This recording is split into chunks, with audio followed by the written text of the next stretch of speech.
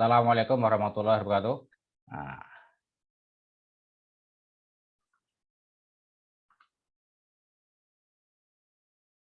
Nah, mengapa PTK ini penting? Nah, ini tidak lepas dari peran penelitian ya, atau kontribusi penelitian ya terhadap perbaikan pembelajaran. Penelitian punya kontribusi, punya sumbangan terhadap upaya untuk perbaikan pembelajaran ya. Ya dalam pengertian luas ya bisa karena pembelajarannya semakin baik, maka juga pendidikannya juga akan semakin baik gitu ya. Nah, jadi ini tidak lepas dari upaya-upaya perbaikan pembelajaran di kelas ya, yang dilakukan oleh pihak-pihak tertentu untuk melakukan ya, peningkatan gitu ya, melalui sebuah penelitian yang namanya penelitian tindakan kelas.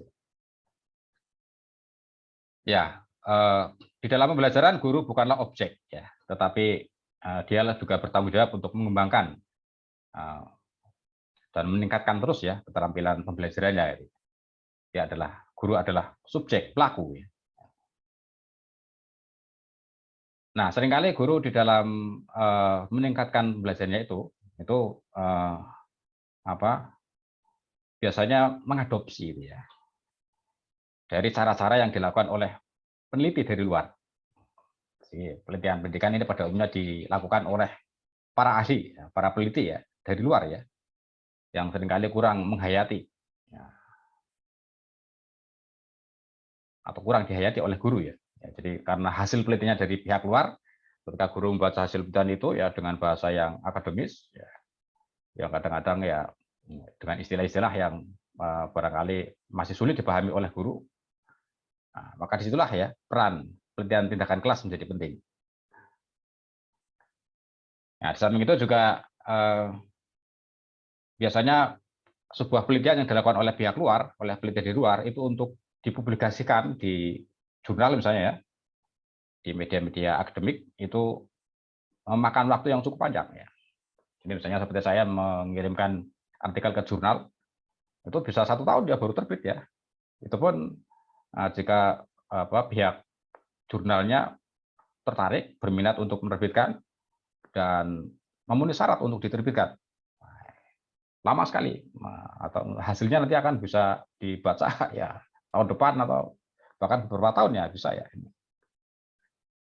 Nah, sehingga dalam hal ini PTK juga menjadi penting ya, karena dengan PTK itu maka hasilnya itu akan lebih mudah, akan lebih cepat diimplementasikan oleh guru ya. Ya, karena pada hakikatnya PTK ini hanya bisa dilakukan oleh guru. Jadi gurulah yang punya wewenang ya untuk melakukan PTK. Nah, guru sebagai pendidik ya yang profesional ini kan tugas utamanya adalah pembelajaran ya, melakukan pembelajaran mulai dari merencanakan sampai evaluasi ya. Ini juga dituntut untuk terus meningkatkan kompetensinya dalam pembelajaran. Sehingga dengan semakin meningkat kompetensi pembelajaran juga akan meningkatkan pula ya pembelajarannya ya. Nah, guru sebagai pendidik yang profesional itu salah satu kewajiban yang mesti dilakukan itu adalah melakukan perbaikan-perbaikan pembelajaran ya, melakukan refleksi ya, permenungan pembelajaran yang selama ini sudah dilakukan itu sudah baik atau belum, sudah berkualitas atau belum, kekurangannya di mana, kelebihannya di mana ya, atau bahkan masih banyak kekurangannya, maka ya disitulah diperlukan upaya-upaya perbaikan ya, kualitas pembelajaran. Nah, bagaimana caranya agar guru bisa melakukan upaya perbaikan pembelajarannya? Dasarnya apa? Nah, disitulah bisa melalui penelitian tindakan kelas. Ya. Penelitian yang lebih sederhana dibandingkan dengan penelitian-penelitian yang dilakukan oleh peneliti dari luar ya biasanya ya, yang biasanya lebih rumit itu. Ini dilakukan oleh guru sendiri dengan ya cara-cara yang lebih sederhana ya, dan hasilnya nanti akan bisa langsung digunakan oleh guru sendiri ya, dalam rangka untuk meningkatkan kualitas pembelajaran. Nah, inilah urgensi ya, atau pentingnya PTK ya. dalam rangka guru untuk meningkatkan kualitas pembelajarannya. Jadi sekali lagi, biasanya yang berwenang untuk melakukan PTK ini adalah guru. Jadi Anda yang mahasiswa yang masih ya mungkin sudah pernah mengajar ya, praktik mengajar, ya. Tapi kan masih baru calon guru ya. Itu biasanya belum punya wewenang untuk melakukan PTK. Nah, ini kecuali Anda besok sudah terjun menjadi seorang guru, ya sudah mungkin beberapa tahun mengajar, nah itu bisa melakukan PTK ya, atau bahkan dalam rangka untuk meningkatkan karir itu juga bisa melalui PTK ini ya, karena PTK ini ada poinnya ya bagi guru ya, ada nilainya gitu.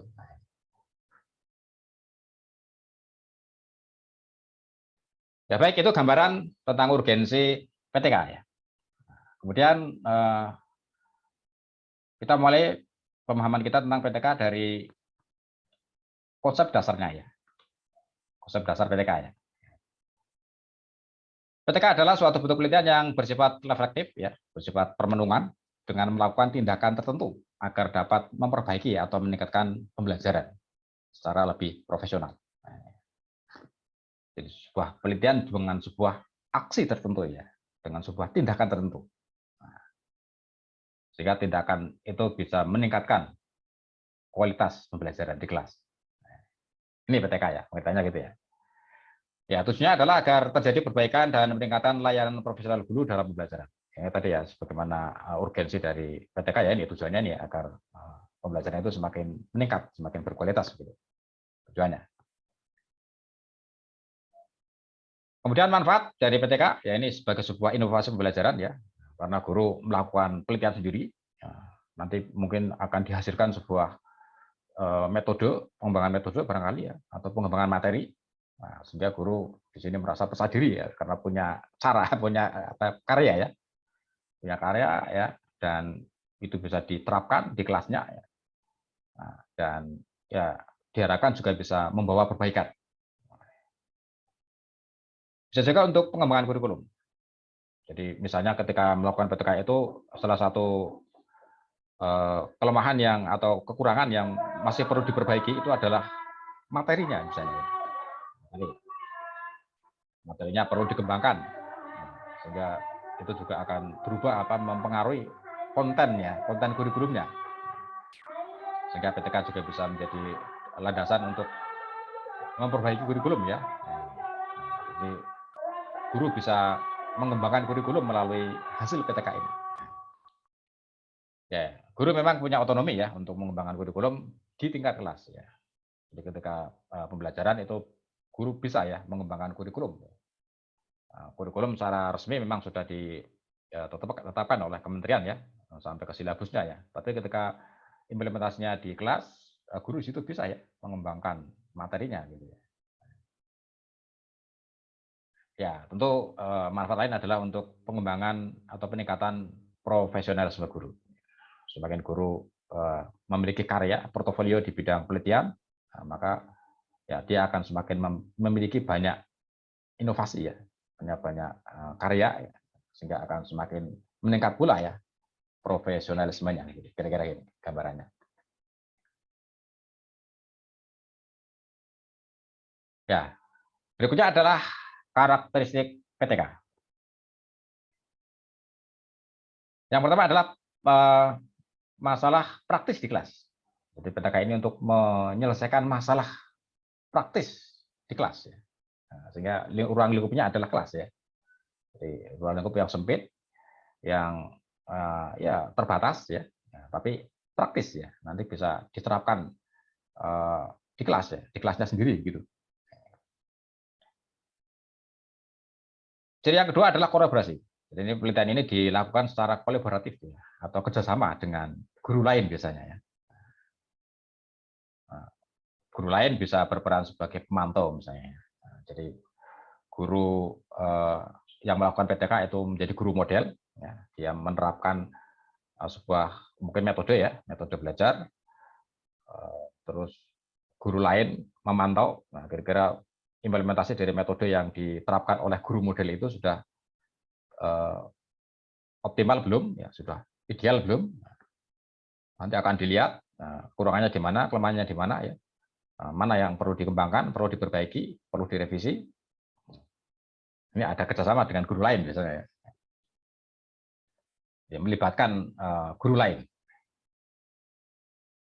Jadi berikutnya adalah ada upaya perbaikan atau peningkatan efektivitas metode atau teknik pembelajaran. Jadi ada, ya, ini tujuannya tadi ya, untuk memperbaiki pembelajaran, ya, sehingga pembelajaran itu menjadi lebih efektif, ya. Kemudian tidak digeneralisasikan. Jadi hasil penelitian itu tidak bisa diberlakukan secara umum. Jadi hanya bisa dilakukan di kelas itu, ya, di mana PTK itu dilakukan. Bisa jadi tidak bisa diterapkan di kelas lain, ya, atau bahkan di sekolah lain, atau bahkan di sekolah di seluruh Indonesia, ya, bisa jadi tidak bisa, sulit, ya, karena masing-masing kondisi berbeda, ya, kondisi siswanya berbeda, kondisi sarana pendukungnya berbeda. Nah, maka, ya, biasanya hasil PTK ini hanya bisa diterapkan di kelas yang dilakukan PTK itu, ya. Kemudian tidak perlu populasi atau sampel, ya, karena penelitian itu dilakukan di kelas itu, ya, satu di kelas itu saja, ya, sehingga, ya, hanya kelas itu saja yang menjadi objek penelitian, ya. Nah, ini kan lebih simpel, ya, lebih sederhana, ya, karena hanya satu kelas, ya. Kemudian juga tidak mengenal kelompok eksperimen dan kelompok kontrol. Jadi seperti penelitian kuantitatif yang pada umumnya itu kan ada kelas eksperimen, kelas kontrol, ya, untuk mengetahui sejauh mana efektivitasnya itu kan harus ada kelas kontrol, ya. Ada kelas eksperimennya. Nah, kalau ini enggak, ya. PTK itu hanya kelas model, ya, kelas yang nanti akan dijadikan objek penelitian yang disitulah guru, ya, menerapkan mungkin metode atau media, ya. Jadi berikutnya adalah penelitian melalui siklus. Ya, ada siklusnya nanti, ya. Ya, nanti di belakang ada penjelasan bagaimana siklus PTK itu. Jadi ini dilakukan melalui sebuah siklus, ya, siklus PTK. Ya, inilah karakteristik dari PTK, ya.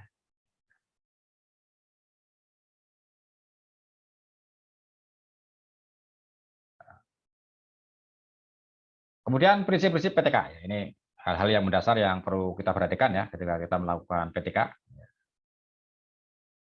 Yang pertama, tidak mengganggu komitmen guru, ya. Artinya, ya, PTK itu kemudian tidak mengganggu loyalitas guru dalam pembelajaran, ya. Jangan terus kemudian karena sedang PTK, akhirnya pembelajarannya menjadi terbengkalai, ya. Terlalu fokus pada PTK, akhirnya, ya, pembelajarannya sering, ya, siswa dikasih tugas terus itu, ya. Mengapa kok tugas terus ini, Pak? Saya sedang sibuk ini, sedang sibuk PTK misalnya. Ya, itu jangan sampai, ya, bisa diselaraskan lah, ya, antara tugas PTK dengan tugas pembelajaran gitu. Guru tetap dituntut untuk memberikan yang terbaik, ya, kepada siswa, ya, sekalipun dia sedang melakukan tindakan kelas, ya. Kemudian metode pengumpulan data tidak mengganggu proses pembelajaran, ya, itu tadi, ya. Nah, selama PTK itu berlangsung, ini pembelajaran tetap berlangsung, tetap berjalan. Hanya dengan unsur ada penelitiannya itu, ya. Jadi guru tetap mengajar, tapi dengan misalnya guru akan menerapkan sebuah metode dengan metode yang sedang dia pergunakan untuk PTK ini. Pembelajaran tetap berlangsung, ya.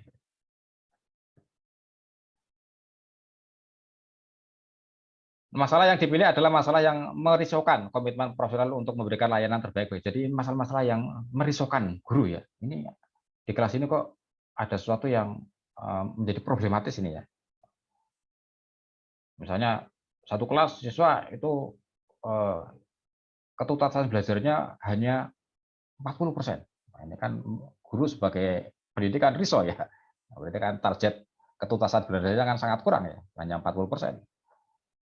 Ini kan menjadi kerisauan guru dan itu bagaimana cara mengatasinya? Atau pembelajaran sudah dilakukan secara optimal mungkin, ya. Terus output-nya, hasilnya sudah diketahui, ya. Sementara ini diketahui, ya, ketuntasan belajarnya sudah cukup bagus misalnya, ya, sudah 80%. Tapi sementara berikutnya masih 80% juga, ya. Jadi stagnan, tidak ada peningkatan. Nah, ini kan juga mesti merisaukan ya. Mengapa ya? Dari semester ke semester kok tidak ada peningkatan. Gitu-gitu saja hasilnya. Nah, ini juga misalnya perlu dilakukan PTK ya, agar lebih meningkat. Ya, ada peningkatan.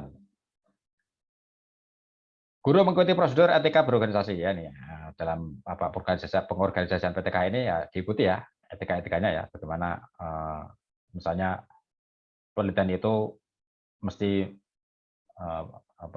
mengajukan izin dulu ya. Kalau di sekolahnya ya ke kepala sekolah ya, atau kalau di sekolah lain ya ke sekolah yang bersangkutan ya.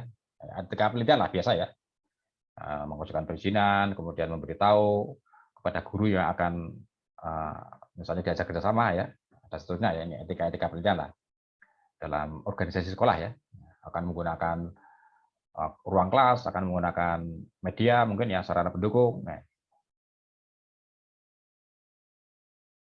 kemudian yang permasalahan tidak dilihat terbatas pada konteks kelas, tapi juga dalam perspektif yang lebih luas, yaitu misi sekolah secara keseluruhan. Jadi PTK itu tidak hanya berkontribusi bagi perbaikan pembelajaran, tapi juga bisa ya berkontribusi bagi tujuan sekolah itu.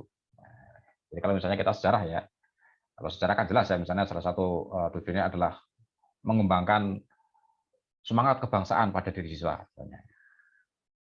Nah, apakah itu bisa mendukung misi sekolah ya? Jadi sekolah yang bersemangat kebangsaan, bersemangat nasionalis ya. Sehingga itu juga bisa menjadi target ya, atau misi sekolah ya untuk membangun sekolah yang kuat ya, karakter kebangsaannya misalnya. Ya, ini prinsip-prinsip PTK. Ya, baiklah, barangkali ada yang mau disampaikan dulu nih. Nah, ini ya masih teoretik ya, gambaran teoritisnya begitu.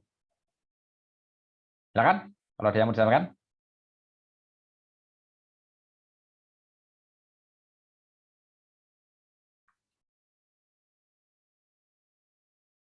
Ya, baiklah, kalau belum ada, ya, kita lanjutkan ke objek PTK ya. Wah, ini cukup banyak objeknya ya.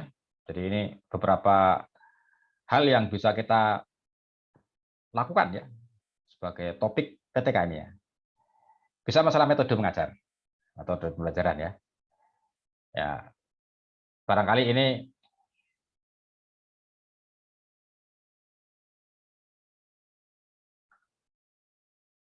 ya, ini tentu kalau tema PTK adalah metode, berarti selama ini guru merasakan atau mengamati ya bahwa selama ini metode pembelajaran yang diterapkan masih banyak kekurangan misalnya.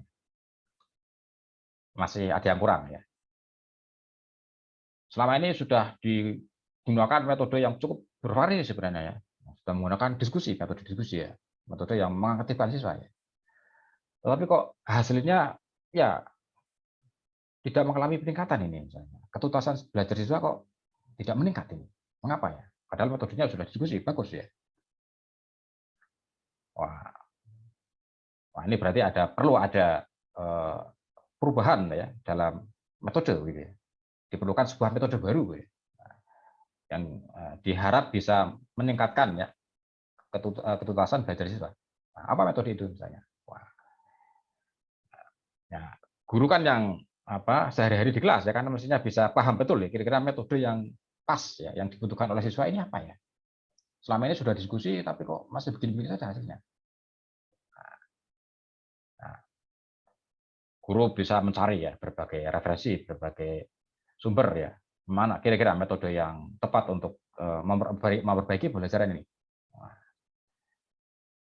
ditemukanlah misalnya guru, wah ini dengan melihat karakteristik siswa saya di kelas ini, yang selama ini saya terapkan metode diskusi, ternyata hasilnya belum optimal.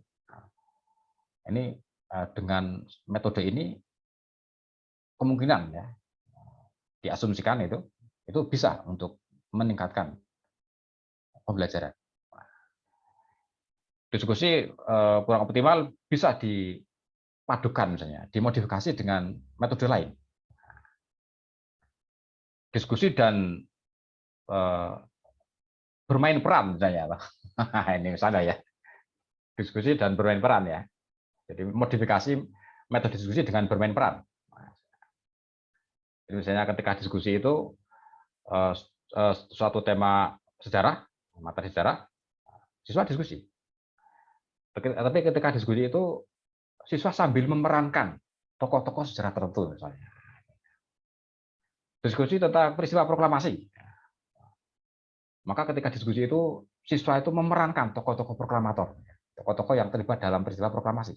Wah, jadi sambil diskusi sambil tanya jawab di dalam diskusi itu ya, misalnya wah ada siswa yang berperan sebagai Bung Karno ya, sehingga ketika diskusi dia cara bicaranya ya, cara gerak tubuhnya ya, itu meniru Bung Karno. Wah, cara bicaranya yang berapi-api, bersemangat itu ya, itu dengan gaya bicara Bung Karno. Ada yang dengan gaya Bung Hatta ya, yang kalem, yang ya itu ya misalnya itu ya. Nah itu misalnya itu ya, wah guru memilih metode itu ya untuk memperbaiki pembelajaran. Nah, itu bisa ya dengan metode ya. Atau strategi ya.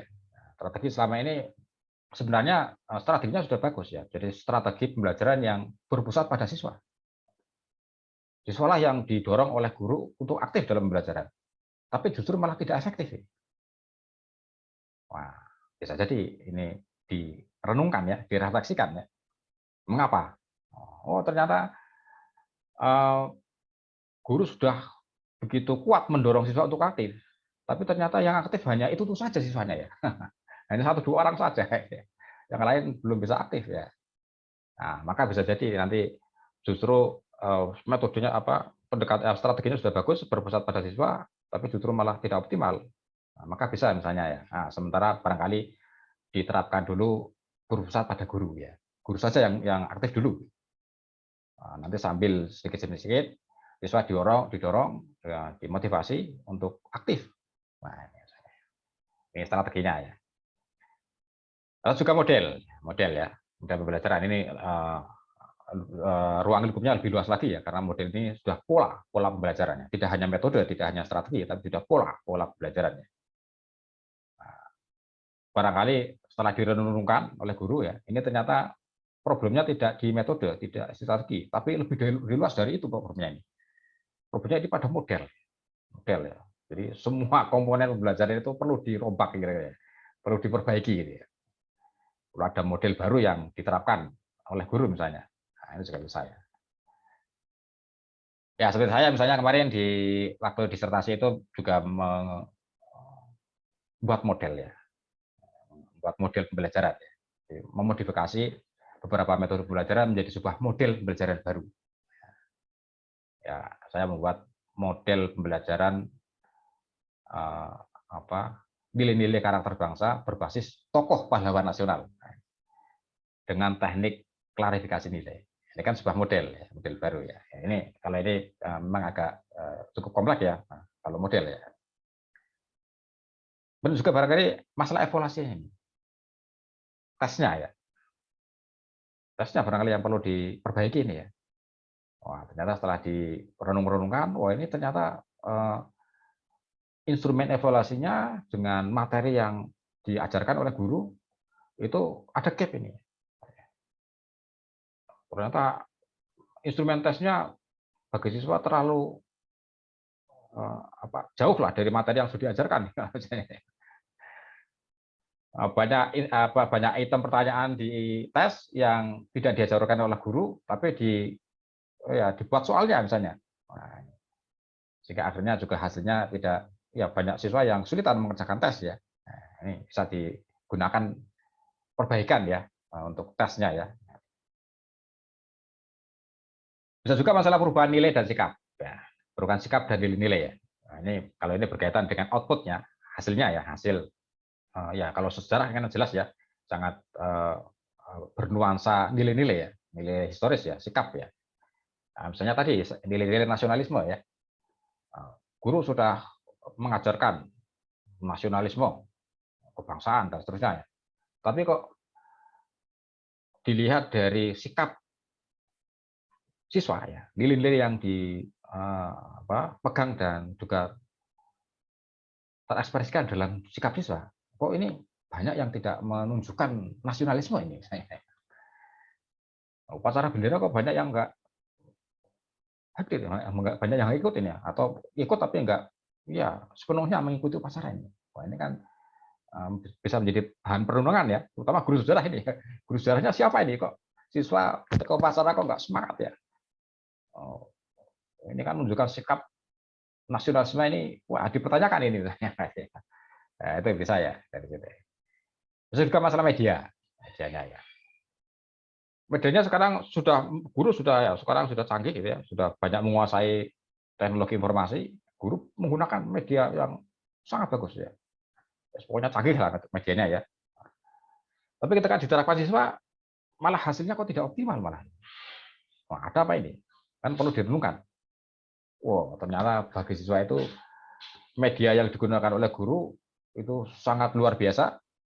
Nah, siswa malah ketika pembelajaran, siswa malah yang lebih diperhatikan adalah medianya itu. Karena terkagum-kagum dengan medianya. Walah, ya. Materi pembelajarnya, isi pembelajarnya malah nggak begitu diperhatikan. Yang diperhatikan malah medianya ya. Gumun siswa ya. Wah, malah yang diperhatikan medianya ya. Misalnya karena medianya bagus sekali, nah, siswa malah terlena dengan materinya ya misalnya itu. Nah, sehingga media yang perlu diperbaiki misalnya disesuaikan dengan ya apa yang sudah biasa digunakan oleh siswa sehingga siswa tidak tergagap ya. Apalagi kalau menggunakan teknologi informasi ya, tidak menjadi gaptek siswa ya. Bisa media. Bisa juga lingkungan belajarnya ya, setting, latar pembelajarannya, kelas lah namanya, kelasnya ya misalnya. Ruang kelasnya barangkali ya, penataan ruang kelas misalnya. Nah, ini kelasnya terlalu berhimpitan misalnya. Jarak antar kursi terlalu berhimpitan misalnya. Wah, terus guru misalnya punya gagasan, gimana caranya agar kelas ini dirubah ya, formasi kursinya misalnya ya. Nah, sehingga ya bisa semakin mendukung pembelajaran menjadi lebih kondusif ya. Atau bisa juga posisi duduk para siswanya misalnya. Nah, selama ini biasanya kan siswa kan kalau duduk ya dengan ya, katakanlah gengnya gitu ya, teman-temannya yang dekat ya. Sehingga ketika pembelajaran ya dengan temannya yang dekat terus ya kadang-kadang enggak atau mengurangi ya konsentrasinya dalam belajar misalnya. Bagaimana merubah setting pembelajaran misalnya. Juga bisa faktor materi ya. Jadi materinya ya. Materi sudah disediakan oleh sekolah. Materi juga bisa menjadi tema ya, topik penelitian PTK ini ya, materi ya. Jadi misalnya tadi sudah materi sudah tersedia sebenarnya ya, sudah ada ya. Tapi ketika disampaikan ke siswa, itu siswa mengalami kesulitan untuk menyerap materi itu. Wah, ini barangkali perlu ada pengembangan materi misalnya. Pengembangan materi agar materi itu bisa lebih mudah diserap ya, diterima oleh siswa. Sehingga guru perlu menyusun atau ya merancang sebuah materi ya, mengembangkan materi lah. Biasanya mengembangkan materi ya, mengembangkan materi agar lebih mudah diserap oleh siswa. Nah, bisa juga menjadi topik ya. Juga kurikulum ya. Tadi ya guru punya kewenangan untuk mengembangkan kurikulum di tengah kelas. Nah, kurikulum sudah disediakan, sudah ada biasanya ya. Tapi ketika dipraktekkan atau diimplementasikan di kelas, itu kurikulumnya agak sulit untuk dicapai oleh siswa ya. Nah, satu semester misalnya hanya beberapa tujuan pembelajaran yang bisa dicapai ya. Sementara banyak tujuan pembelajaran yang tidak bisa tercapai. Nah, ini bisa menjadi upaya guru untuk mengembangkan kurikulum ya, agar kurikulum itu targetnya itu bisa tercapai dengan lebih baik. Nah, ini juga bisa ya. Ya ini cukup banyak objeknya ya. Ini pada umumnya yang dijadikan objek PTK oleh guru biasanya metode. atau media ya. Ini sering-sering yang digunakan itu metode atau media biasanya ya. Materi juga ya bisa ya, pengembangan materi ya. Ya baiklah, ini objek PTK.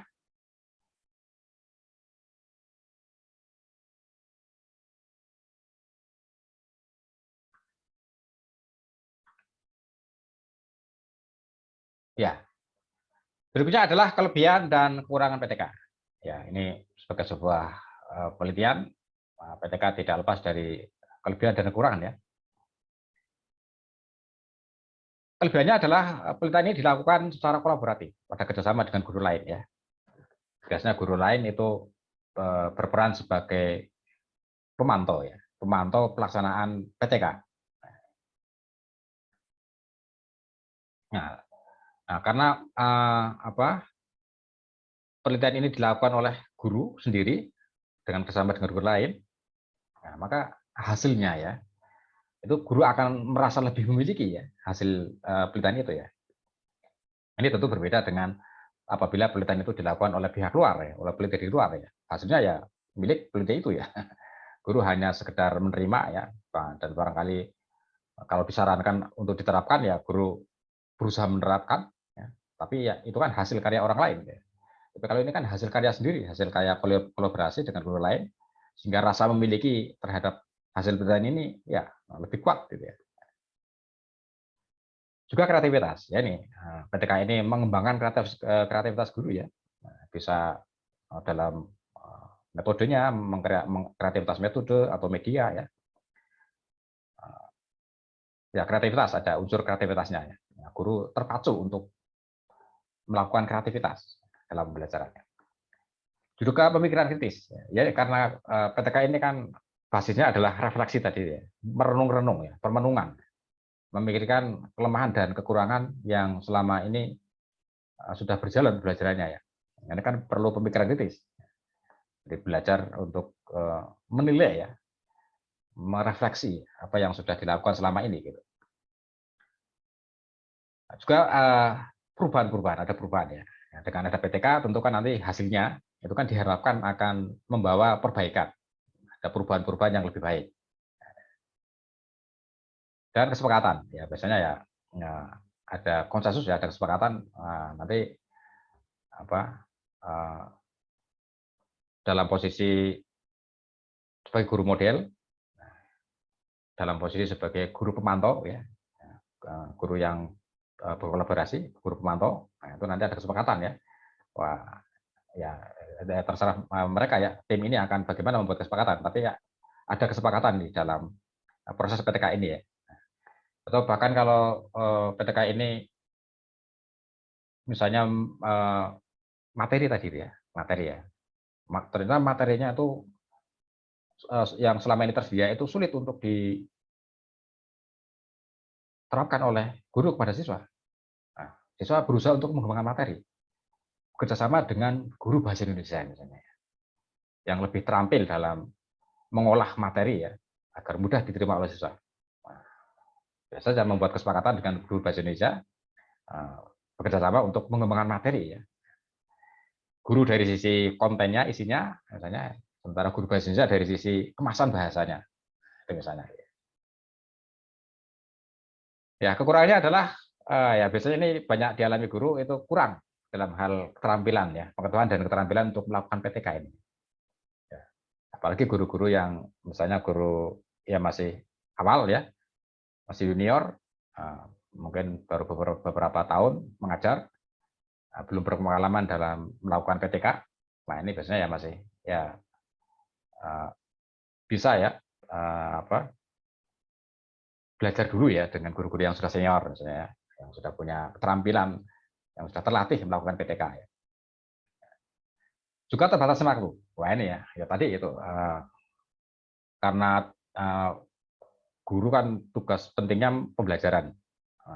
Pembelajaran itu sendiri sudah memakan waktu yang ya banyak bagi guru ya. Kok ini ditambah dengan penelitian, nah, ini juga akan menyita waktu guru lagi. Itu menjadi waktu untuk melakukan penelitian tindakan kelas ini menjadi terbatas ya. Guru harus pandai-pandai membagi waktu antara tugas pembelajaran dengan tugas PTK ini gitu. Terbatasnya waktu ya. Kalau peneliti dari luar kan, wah biasanya lebih punya banyak peluang waktu ya. Mungkin kalau peneliti independen, bukan pengajar, bukan pendidik, itu kan punya waktu yang bebas untuk melakukan penelitian ya, sehingga waktunya lebih longgar gitu ya. Ini kekurangan dan kelebihan PTK ya. Ya nanti Anda kalau besok sudah terjun ke dunia pendidikan dan akan melakukan PTK, ya harus cermati betul ini waktunya ya, waktu penelitiannya. Nah, termasuk nanti akan dilakukan di semester berapa misalnya, yang kira-kira waktunya lebih memungkinkan. Kalau semester genap misalnya, di kelas kalau SMA kelas 12 semester genap, nah ini kan jelas waktunya terbatas ya, karena ya kelas 12 itu sudah persiapan mau mempersiapkan diri ke jenjang perguruan tinggi ya, kan ya biasanya waktunya terbatas. Maka pilih mana waktu yang potensial ya untuk melakukan PTK ini. Nah, biasanya guru-guru pada umumnya ya, itu kalau ada PTK itu biasanya dilakukan kalau di SMA di kelas 10 misalnya ya. Kelas 11 ya.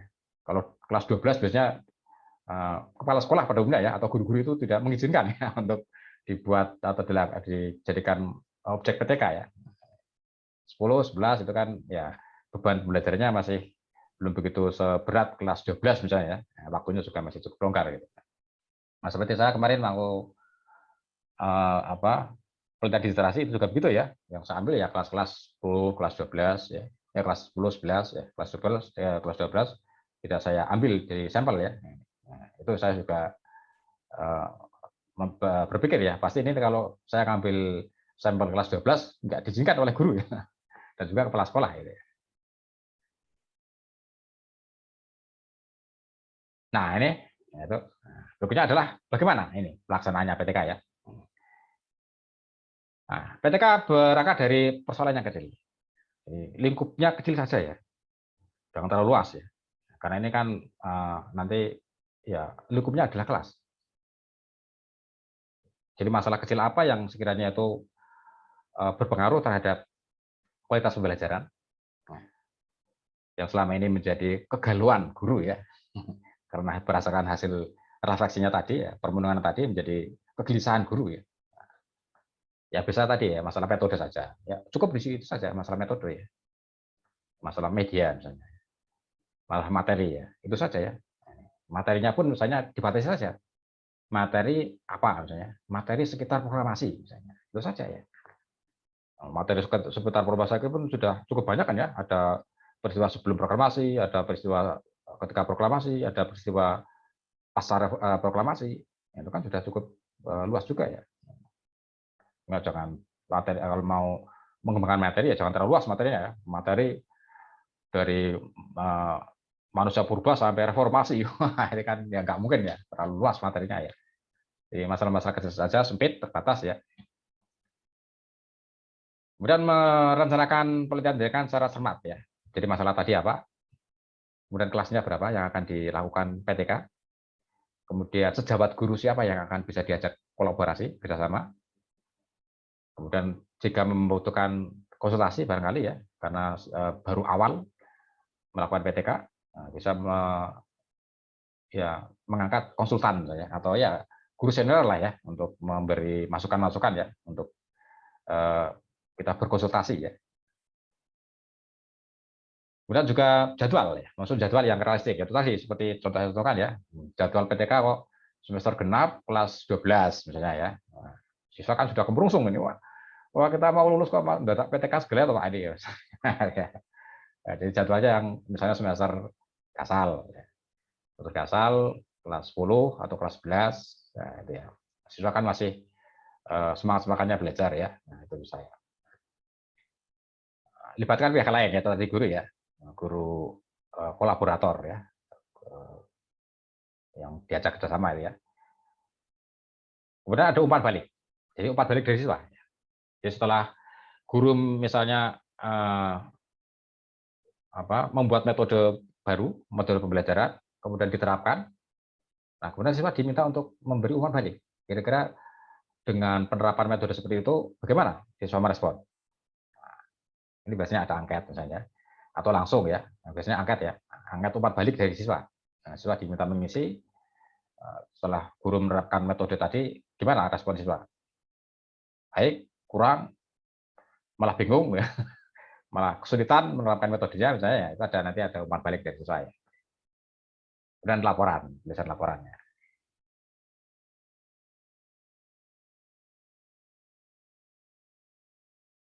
Nah, ini kira-kira siklusnya ya, siklus PTK ini.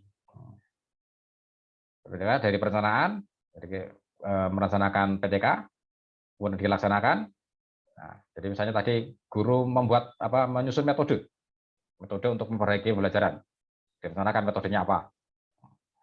Kemudian metode itu dilaksanakan di kelas ya, diterapkan di kelas, guru sebagai modelnya, ya, guru yang menerapkan metode itu. Nah, kemudian ada guru lain ya yang melakukan pengamatan, mengamati bagaimana metode itu dilaksanakan oleh guru model tadi.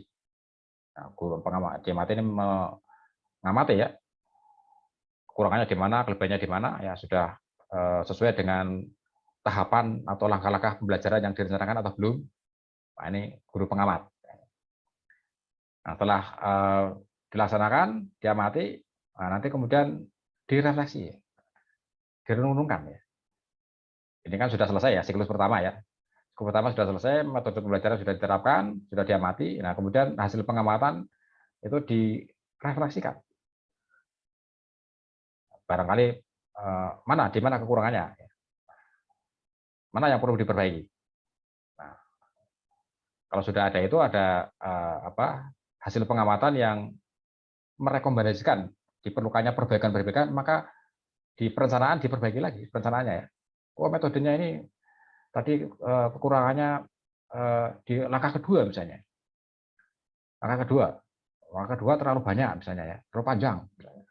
Nah, maka diperbaiki lagi perencanaan di langkah kedua, lebih disederhanakan misalnya ya. Ya seperti kemarin waktu saya itu ya membuat model pembelajaran itu juga ada langkah-langkah yang terlalu panjang gitu. Sehingga justru malah menyulitkan guru dan siswa sendiri. Akhirnya langkah itu diperpendek ya.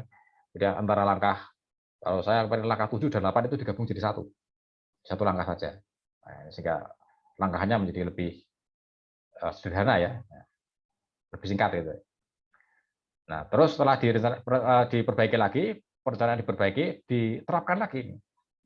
Setelah diperbaiki, diterapkan lagi metode itu, kemudian diamati oleh guru pengamat. Jadi masuk siklus kedua ini ya, tahapan kedua penerapan metode itu.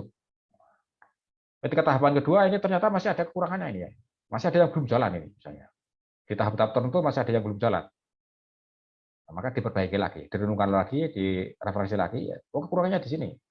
Di langkah ini masih kurang. Ya. Oh, di langkah ini medianya kurang ini misalnya. Wah, diperbaiki lagi ya. Di perencanaan, kemudian diterapkan lagi, masuk siklus ketiga. Setelah siklus ketiga, wah ternyata sudah lebih bagus ya, sudah lebih optimal. Ya. Masih ada kekurangan, tapi sedikit ya. Nah, sehingga dianggap sudah sudah optimal lah ya, sudah tidak ada lagi perubahan-perubahan yang signifikan. Jadi setelah siklus ketiga ya dianggap selesai ya, sudah selesai. Metode sudah bisa diterapkan secara optimal. Gitu. Umpan balik dari siswa juga ya tidak terlalu substansial misalnya, hanya masalah-masalah teknis gitu ya. Nah, sehingga disimpulkan PTK ini sudah bisa dikatakan ya berhasil ya, sudah selesai diterapkan ya sampai tahap ketiga ya. Atau bahkan hanya sampai tahap kedua nih. Tahap kedua sudah selesai, sudah dianggap optimal, sudah tidak ada lagi perbaikan yang signifikan. Ya, berarti dianggap selesai sampai siklus kedua ya. Ya ini ya, gambaran umum siklusnya begitu.